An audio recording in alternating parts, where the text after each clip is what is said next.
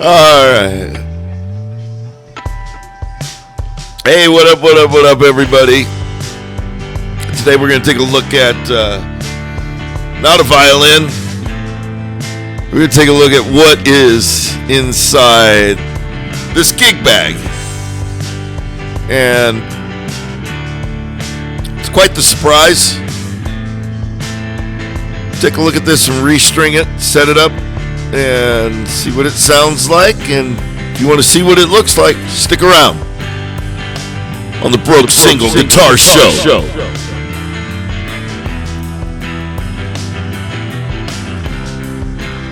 Okay, now I'm going to put the stats and everything up on the screen so you can take a look at it, and you know, if you're really that interested. Generally, these are about $175 guitars. They came with an amp, a guitar strap, a tuner, a little instruction book, and it was something that parents bought for their children to learn how to play guitar. Sadly, most of these guitars end up in toy box graveyards or at a garage sale because the child outgrows the guitar before they learn how to play it, or simply they just had no interest. And one of the things that always got me about instruments like this is, why do children lose interest? Well, maybe because it didn't tune. Maybe the intonation was never set up. So I wanted to set that up and, you know, take a look at what this guitar really sounds like when it is tuned and restrung. And we're gonna take this journey in fast motion. And of course, these are all the tools I use, and we're not using power slinkies. And you got a side input jack, a volume tone, and a 5 selector switch, string through tailpiece, and a bad strap button. Like I said, these guitars were a really good deal, and you know, the quality, I wouldn't expect it to be a fancy wiring or anything like that. Probably the smallest pots that you can actually make are probably in this, because it's a mini guitar. Everything's mini on it. And so what I suspect is generic all around.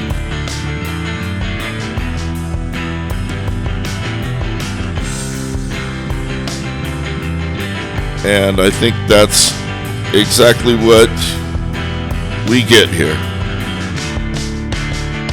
Now, from looking at the numbers on the pickups, the neck and the bridge are identical, and the middle actually has an M at the end of it, so maybe it is designated as middle, or maybe that's just the code for their soldering schematics. It's got a nice soldering job all over, small capacitor. Like I said, those are mini pots. There is shielding inside the routing, and the routing is terrible. It looks like, well, it looks like it was kind of beat up with a stick.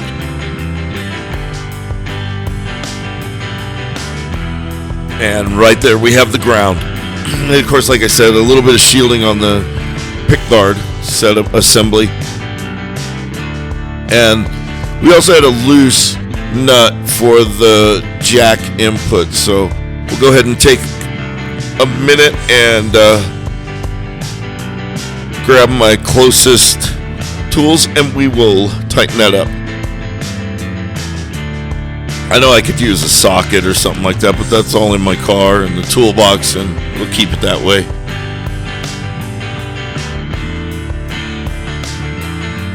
Highly adjustable bridge with the slot saddles, but it has not been adjusted. Truss rod is nice, I guess, for this quality. On the specs, it says it has a rosewood fingerboard And by oiling this up, man, it looks beautiful. It's actually a really nice piece of wood. Something I wouldn't expect for this type of guitar. And just to let you know that this is a gift actually to my grandson. So I thought I would set it up and make it playable for him. He is very into guitar, piano, and singing, and I think he's going to love this guitar. And I'm going to replace this little masking tape with some electrical tape, and then you crimp the bottoms and it'll stick on there. Even if the adhesive wears off, it will still stick to itself. And in all actuality, this guitar is in really good shape. It looks like it's never been played. It says it is a polyurethane finish, and of course we did have one screw that was spinning, so I like to stick a couple toothpicks in there with some wood glue. I know some people put sawdust shavings with glue in. Toothpicks, much easier.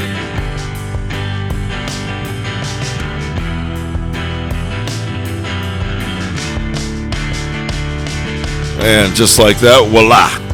But now this is something I see on a lot of Fenders. I've had Fenders that were high-end Fenders, but they still put that plastic on them, and nobody pulls off the knob to take off the excess plastic. So that's what you get. And let's take a look at that neck. It really looks beautiful. With the exception of one ding, it looks like it's been dropped. Now the rhythm guitar track you're listening to right now is this guitar, and I will be doing a demo with some gain, and we'll toggle through the pickups.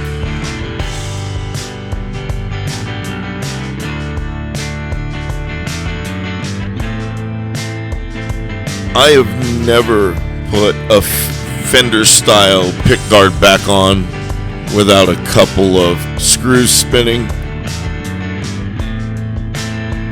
This one actually does have a couple screws, and I'll show you how we fix that.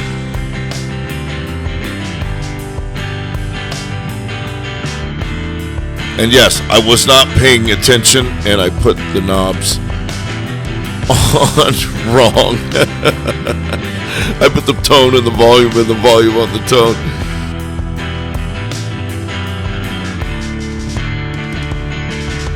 But here's how I fix them. I usually soak the toothpick with wood glue, and I crimp it so when it gets just beyond the pickguard, I can break it off, and then the screw will carry it in and dry up in there.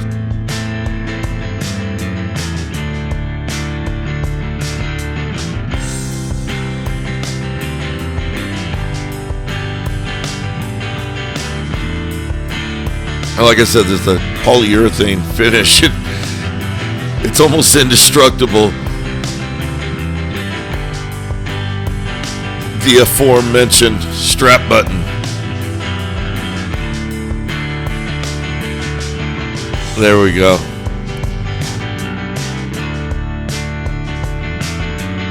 I have a whole bunch of these little strap foamy things, strap button foam or felt.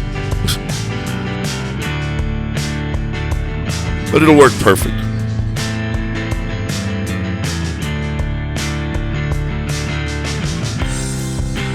And Super Slinkies is what we're going to put on this today.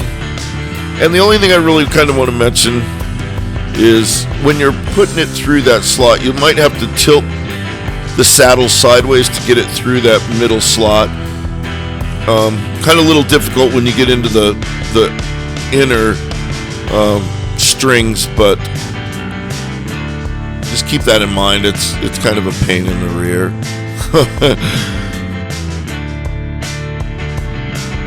I did set up the intonation And I also did set up the radius on it. It had no radius. It's, as the specs state, it has a 9mm radius, I believe. So, and there we go. I did switch out the volume pots. And let's go ahead and hear the demo, see how it sounds. Check it out.